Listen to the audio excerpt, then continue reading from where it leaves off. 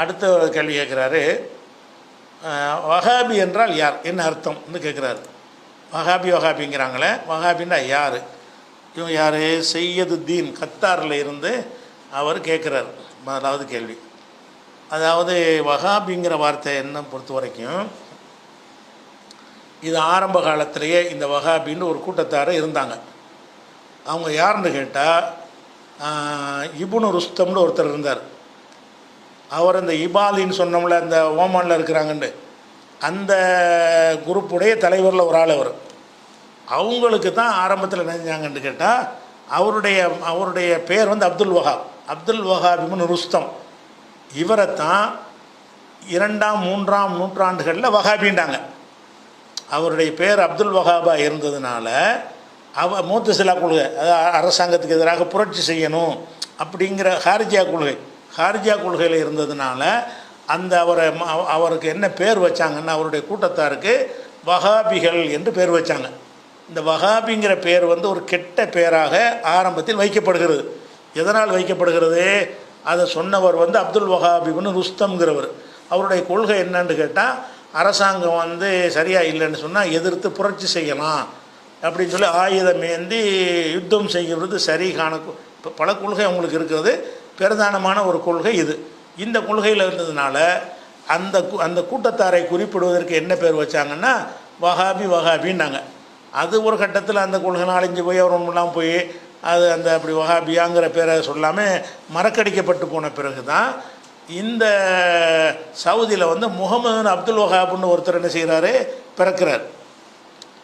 அது அந்த வஹாபியாக்கள் வந்து 200க்கு பின்னாடி அந்த பேர் வந்துருச்சு. ஹிஜ்ரி 200க்கு பின்னாடியே வஹாபியாங்கிற பேர் வந்து வேறு கூட்டத்தார் யார், ஆயுதம் தாங்கி புரட்சி செய்யக்கூடிய ஒரு முஸ்லீம்களை கொள்ளலாம்ங்கிற கொள்கையில் உள்ள ஆட்க உண்டாயிட்டாங்க. அதுக்கு பிறகு அந்த பேர் அப்படியே செயலற்று போய் மறக்கடிக்கப்பட்டு போயிடுச்சா. அந்த நேரத்தில் என்ன செய்கிறாருன்னா, முகமது அப்துல் வஹாப்னு ஒருவர் வந்து 1703 அந்த கணக்கில் பிறந்து சவுதி அரேபியாவில் அங்கே உள்ள சில அனாச்சாரங்களை எதிர்த்தார். சவுதி அரேபியாவில் நிறைய சஹாபாக்களுக்கெல்லாம் தர்கா கட்டி வச்சுருந்தாங்க.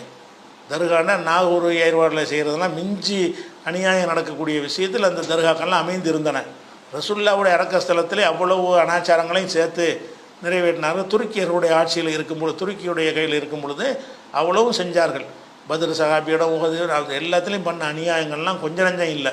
அப்போ இதுகளெல்லாம் எதிர்த்தவர் என்ன செஞ்சாருன்னு கேட்டால், முகமது அப்துல் வஹாப் வந்து ஒரு நல்ல சீர்திருத்தமாக பிரச்சாரம் பண்ணி அதை சரி காணக்கூடிய ஒரு பெரிய இளைஞர்களை உண்டாக்குனார்.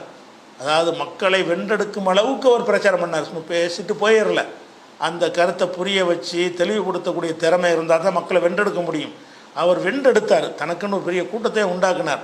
அந்த மாதிரி அந்த ஏகத்துவ பிரச்சாரம் செஞ்சு, இன்னும் சொல்ல போனால் காபத்துல்லாவுக்கு போனீங்கன்னா அப்போ ஆரம்ப காலத்தில் 4 முசல்லான் இருக்கும். 4 முசல்லா என்ன, ஹஜ்ஜிக்கு போவாங்கல்ல, ஹஜ்ஜிக்கு போவாங்கன்னு கேட்டால் காபாவுக்கு 4 பக்கத்துலேயும் 4 மூலையிலையும் 4 பள்ளிவாசல் இருக்கும். முசல்லான்றதுக்கு பேர் முசல்லா ஷாஃபி, முசல்லா ஹனஃபி, முசல்லா மாலிக்கி, முசல்லா ஹம்பலின்னு. அப்போ பாங்கு சொல்லி முடித்தோன்னே காமிச்சோன்னு என்ன செய்வாங்கன்னு கேட்டால், ஹம்பலிங்கிறவன் ஹம்பலியில் போய் தொழுவான்.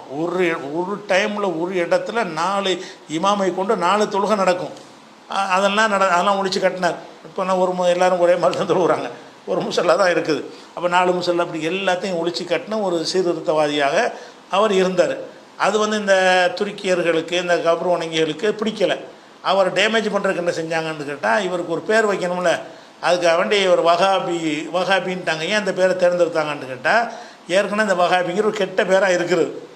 ஏற்கனவே இந்த வஹாபிங்கிற பேரில் ஒரு கூட்டம் இருந்தார்கள். அவங்க வழிகட்ட கூட்டம் என்று அனைத்து சுன்னத் ஜமாத் ஆட்களும் புறக்கணித்த ஒரு கூட்டமாக இருந்ததுனால அந்த ஒரு 1000 வருஷமாக விடுபட்டு கிடந்த அந்த பெயரை கொண்டாந்து இவருக்கு சேர்த்தாங்க. இவர் வஹாபி என்று ஆக்குனாங்க. அப்போ வஹாபின்னால அந்த தெரிஞ்ச மக்களுக்கு என்ன இருக்குங்க, வஹாபியா, அந்த வஹாபி அவனா இந்த வழிகட்டவன்னு சொன்னாங்க. அந்த ஆளுக்களாண்டு அப்படி காட்டுறதுக்காக வேண்டி வரலாற்று படிக்கக்கூடியவர்கள் அந்த வஹாபி இந்த வஹாபி போட்டு மிக்ஸ் பண்ணிடுவாங்கன்ற தைரியத்தில் அது பண்ணாங்க. அதுபோக இவருடைய பேர் வஹாபின்னு வரதுக்கு எந்த ஒரு காரணம் இல்லைன்னா, இவர் பேர் முகம்மது. இவர் முகம்மதின்னு தான் வைக்கணும். முகம்மதின்னு கூட்டம்னு வச்சா ரசூலுல்லாஹ்வுக்கு பின்பற்ற ஆளுக்குன்னு வந்துடும் அப்படிங்கிற காரணம் செஞ்சாங்கன்னு கேட்டால், முகம்மதுடைய வாப்பா தான் அப்துல் வஹாப். முகமது பின் அப்துல் வஹாப் அங்கே உள்ள வஹாபை கொண்டு வந்து வஹாபின்ட்டாங்க, வஹாபை சேர்ந்தவர்ன்ட்டாங்க. அது எதனால் செஞ்சாங்கன்னு கேட்டால் அந்த வஹாபியோட ஜாயின்ட் பண்ணுறதுக்கு செஞ்சாங்க. ஆனால் உண்மையில் அல்லாஹ் நினைஞ்சிருக்கான்னா நல்ல பேரை தான் ஆக்கியிருக்கான். வஹாபுன்னா என்ன? அல்லாஹ். அப்துல் வஹாப்னா அல்லாவுடைய அடிமை, வஹாப்னா அல்லாஹ் வாரி வாரி வழங்குறவன் அர்த்தம். வஹாபில் ஒரு ஏயை சேர்த்து வஹாபி என்று சொன்னீங்கன்னா அல்லாவை சேர்ந்தவன். நம்ம அல்லாவை சேர்ந்த ஆளுக்கு தானே, நல்ல பேர் தானே. அவன் கெட்ட பேர் வைக்கிறோன்னு சொல்லிவிட்டு நல்ல பேரை வச்சு விட்டாங்க. நம்ம ஆரம்பத்தில் தௌஹீத் பிரச்சாரம் பண்ணும்போது நமக்குலாம் என்ன பேர்?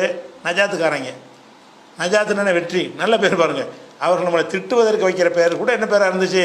நல்ல பேராக இருந்துச்சு. நஜாத்துனா வெற்றி, மறுமையில் வெற்றி தரக்கூடியது அப்படிங்கிற பேரை வச்ச மாதிரி அவருக்கு வஹாபின்னு வச்சு விட்டாங்க. வஹாபின்னா ஒரு நல்ல ஒரு சீர்திருத்தம் பண்ணவர். அவருடைய பல விஷயங்களில் நமக்கு மாட்டுக்கருத்து இருக்கிறது, சில சொன்னீங்க அந்த மாதிரி பல விஷயங்களில் முரண்பாடு இருக்கிறது. அப்படி இருந்தாலும் அந்த ஷிர்க் பிதாத்தை ஒழிப்பதற்கு அவர் மாதிரி ஒரு பிரச்சாரகர் மட்டும் இல்லாமல் ஒரு போராளியாக இருந்து இதை உயிரையே பணையம் வச்சு பிரச்சாரம் செய்ததில் அவர்லாம் ஒரு முன்னோடி. அவர் இதெல்லாம் வரலாறை பார்த்தா நமக்கு ஒரு தைரியம் கிடைக்கும். அந்த மாதிரியான ஒரு நல்ல ஒரு வீரர், துணிச்சலான ஒரு ஆள், உலகத்துக்கு பயப்படாமல் சத்தியத்தை சொன்னவர், சொல்லி ஒரு மக்களை வென்றெடுத்தவருங்கிற வகையில் அவருக்கெல்லாம் நாம் துவா செய்ய கடமைப்பட்டிருக்கோம்.